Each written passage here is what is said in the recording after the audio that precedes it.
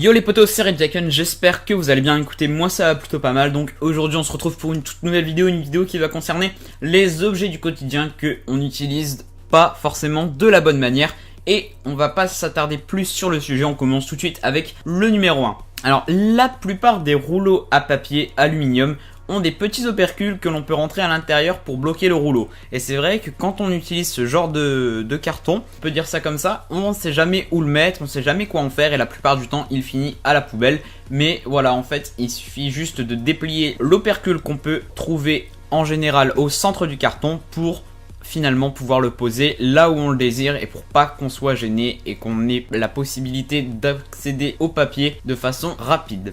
Alors, qui n'a jamais essayé à attraper un tic-tac au fond d'une boîte et n'a jamais réussi? Faut dire que on s'y prend pas forcément de la bonne manière. Donc vous avez remarqué que à l'ouverture de la boîte de tic-tac, il y a une petite fenêtre où on est censé faire glisser les bonbons à l'intérieur et donc c'est pas en bourrinant comme des malades sur sa main la boîte de tic-tac qu'on arrivera forcément à décoller les petits tic-tac qu'on trouve au bout. Et la plupart du temps, en général, en faisant ça, il y en a pas mal qui tombent par terre. Donc en utilisant ce que les créateurs de tic-tac ont utilisé, je pense qu'on devrait certainement mieux y arriver. Ça a l'air beaucoup plus simple. Et sur les pots de compote, alors c'est vrai que quand on va à la cantine etc, on se rend compte que les pots de compote sont toujours très compliqués à utiliser. Et si on a oublié notre cuillère, bah c'est tout simple en fait. Les créateurs de ces fameux pots de compote ont créé un papier au dessus qui peut se rétracter et donc former notre cuillère si on n'en a pas. Donc forcément on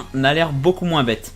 Ensuite, la ventouse. Alors là, je pense que tout le monde a déjà essayé de déboucher un évier ou ses toilettes avec. Mais cette ventouse sert uniquement à déboucher les éviers et non les toilettes. Et beaucoup de personnes s'amusent à essayer tant bien que mal de forcer sur le rebord des toilettes avec la ventouse pour essayer de les déboucher. Mais ça ne pourra pas arriver. Et c'est toujours très compliqué. La plupart du temps, on n'y arrive pas. C'est tout simplement que les débouches toilettes ressemblent plutôt à ça et je pense que vu la forme de l'objet, ça devrait être beaucoup plus simple d'y arriver. Ensuite, le dentifrice. Alors là, on utilise souvent beaucoup de dentifrice pour rien. En effet, pour le brossage efficace des dents, vous avez uniquement besoin d'une petite noisette de dentifrice. Juste la taille des tout premiers poils de la brosse, puisque les poils gros qui se trouvent sur votre brosse servent en réalité à frotter vos dents et non à les laver. Donc seul le bord de la brosse est utile pour se laver les dents et donc on n'est pas obligé de mettre des kilos de dentifrice à chaque brossage. Ce serait beaucoup plus simple et surtout beaucoup plus économique pour nous, je pense. C'est une méthode que les gens adoptent très peu, ce qui fait que les entreprises de dentifrice l'ont compris et donc ça leur permet de vendre beaucoup plus de dentifrice parce que le tube s'use forcément beaucoup plus rapidement.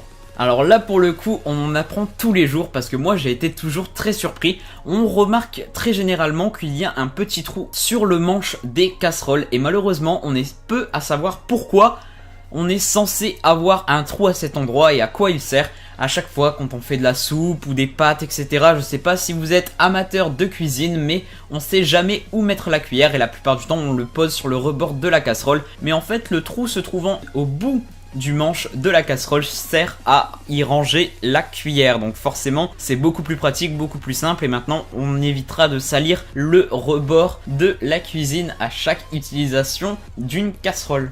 Et voilà, donc c'était tout pour ces objets du quotidien qu'on a du mal et qu'on utilise de la mauvaise manière. On en apprend tous les jours, moi ça me permet d'évoluer et donc d'apprendre aussi moi-même pas mal de choses. Donc je pense que cette vidéo était plutôt intéressante. Dites-moi ce que vous en avez pensé dans l'espace commentaire. N'hésitez pas à laisser un pouce bleu et à vous abonner si ce n'est pas déjà fait. Moi sur ce je vous dis à la prochaine, allez ciao ciao tout le monde.